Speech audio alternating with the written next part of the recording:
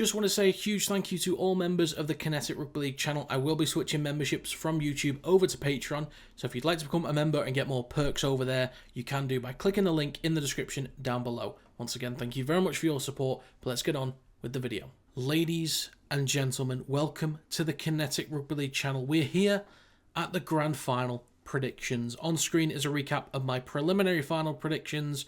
I got 2 out of 2 of the wins, 2 out of 2 of the margins. There were some great games. There were some pretty damn good games. But as always, let me know your prediction for the Grand Final in the comment section down below. Who do you think is going to win it all? But let's get on with the game for this week. Starting with the team lists for both sides. In the backs for the Melbourne Storm, they have Ryan Papenhuyzen, Will Warbrick, Jack Howarth, Nick Meaney, Xavier Coates, Cameron Munster and Jerome Hughes. The forwards include Stefano Utoikamanu, Harry Grant, Josh King, Sean Bloor, Eliesa Katoa and Trent Liero. The bench includes Taran Wishart, Atavalu Lasati, Tui Kamikamica and Alec McDonald, and the reserves include Grant Anderson, Bronson Garlick, Joe Chan, Jonah Pezzett and Suafar Logo. In the backs for the Brisbane Broncos, they have Reece Walsh, Josiah Karapani, Katoni Staggs, Gurmat Shibasaki, Dean Mariner, Ben Hunt and Adam Reynolds. The forwards include Corey Jensen, Corey Pakes, Payne Haas, Brendan Piakora, Jordan Rickey and Patrick Carrigan. On the bench they have Ezra Mam, Kobe Hetherington, Xavier Willison and Tyson Smoothie, and the reserves include Jesse Arthurs, Jack Kasevsky, Ben Tolty, Selwyn Cobbo and Jock Madden. Now on to form. The Storm have won 3 in their last 5 games and they're on a 2-game win streak, while the Broncos have won 5 in their last 5 games and they've actually won 6 games in a row at this point. These sides have met twice this season. The first time was in round 23 when the Storm won 22 points to 2, but that was the game where the Broncos lost Mam and Reynolds very early on. The second time around was round 27 and the Broncos won 30 points to 14. The Broncos do lead the comp in total points scored, while the Storm lead in total tries. The Broncos also lead the league for line breaks and tackle breaks, but both are actually top 2 for 40-20s this season. The Storm have 7 this year, which is 3 more than third place, but the Broncos are way ahead with 11 this season. But on the negative side for the Broncos, they're the worst for penalties and very high up the ladder for handling errors. Now then, onto the game itself. As teams usually like to be a little bit more reserved to start grand finals and big occasions, not showing the hand too much, just going into the back and forth, the forward battle is going to be huge to start this game. I think Utoikamanu and King versus Jensen and Haas could be fairly even to start, but I expect Haas to have more impactful carries early on in the game. But I think when both sides start to rotate, the size and energy kind of picks up for the Storm, I think. I think with McDonald, he's not a massive player, but he brings a lot of energy. Lasati brings power, and so does Kamikamica especially. Towards the edges with the back rowers and locks through the middle, I think it's fairly even in terms of work rate and production, but the main differences for me will be Katoa's aerial threat close to the try line for Melbourne, but for the Broncos, Carrigan offers more technical ability through the middle, defensive impact, and stronger carries than Liero in my opinion. But what the Storm do so well is suffocate teams and keep them pinned back inside their own territory, which happened a lot to the Broncos against the Panthers. However, in the backs, I do trust Munster and Hughes to organise plays and create chances inside their own half and in the midfield to work the ball up the field if they do get pinned back a little bit, which will happen from time to time in this game.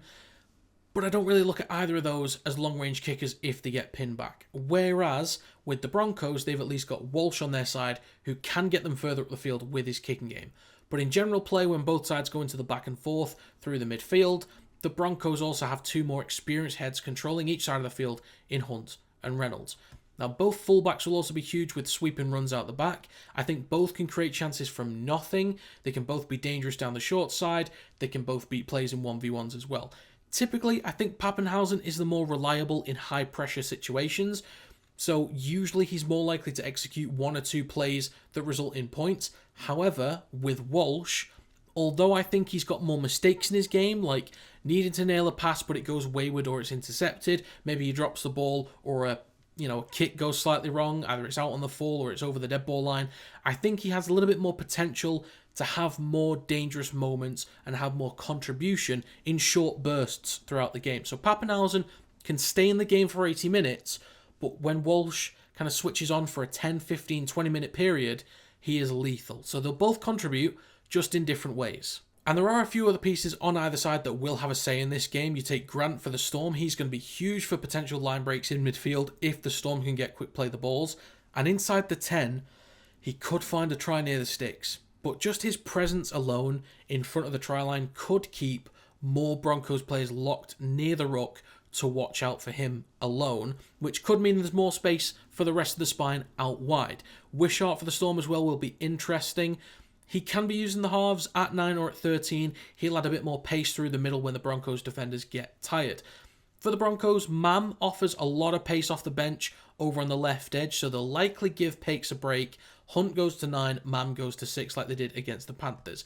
So I think the Broncos should try to use Piakora and Shibasaki down the left side early on, go into Katoa and Howarth as much as possible, get them to do so much work early on so Mam can come on with fresh legs and go at those two, hopefully for him, tired defenders towards the back end. But I do think both sides will be kind of timid early on, maybe for the first 10-15 minutes, but after that I think we'll really start to see both sides spread the ball, and I've got a little bit more trust in the Storm to be more effective once both sides start taking more risks, just because of the difference in quality and pace in the spine.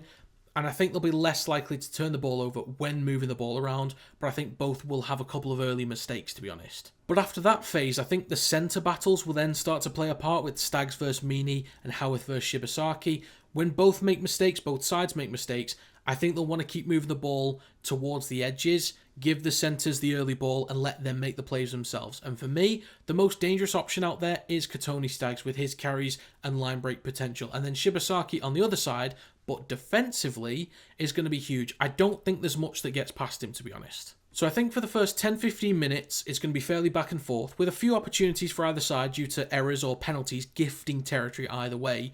And given the Storm usually look a little bit more comfortable to start games in possession, I do think they'll be up at half-time. Something around 10-6, something like that. But in the second half, I think that's when we'll see a response from the Broncos nice and early, possibly taking the lead as well. But the Storm will find a way to respond eventually with their backs pinned against the wall. And with about 10-15 minutes to go, I think we could be looking at a Storm lead. Maybe the Broncos needing 2 tries, possibly. And then up steps Reece Walsh with something, anything, a 40-20, an offload, a carry, a line break, something late on to turn the tide in favour of the Broncos. That's how I feel that the game will kind of flow from start to finish. So, for a prediction in this game, I think to complete the redemption arc from 2023 runners-up to 2024 failures to 2025, where they had the off-season chaos from Ezra Mam, Punchgate from Walsh, liked Tweetgate from Martin Tapau, Toiletgate from Walsh again, Getting Pissed Up Gate from Guillemot Shibasaki.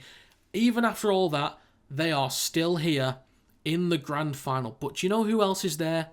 There is one man who 10 years ago, in the grand final, for the same club, made the fatal mistake of dropping the ball from kickoff, which ultimately led to a loss for the Broncos. He returns to the same club, and on the same occasion 10 years later is ready to seek revenge.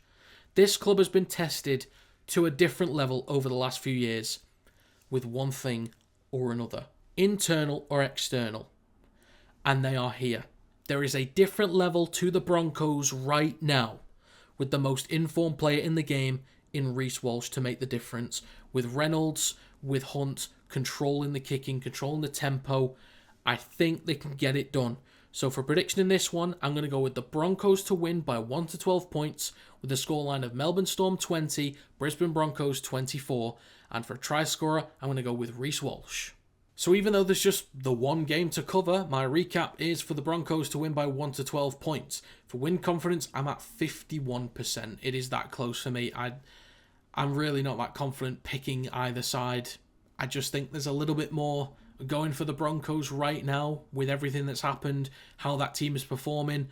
I'm just going to give them that 2-point advantage over the Melbourne Storm, but I'm really not confident either way. I can't call it, and I do not mind who wins. But for margin confidence, I'm at 95%. The 5% I've left out is simply to account for injuries or cards that could ruin the game, but I can't see anyone winning by 13 plus in normal circumstances. But that is my recap for this round. So they have my NRL Grand Final predictions for 2025. Just to let you guys know, I will be doing a live stream during the Grand Final this weekend, so make sure you stop by. But as always, if you enjoyed, feel free to leave a like. It does help to get the video out there to more people. Subscribe to the channel to stay up to date with more Kinetic Rugby League content. And if you'd like to become a member, you can do by clicking the link in the description down below. But that's going to be it. Thank you very much for watching, and I will see you next time.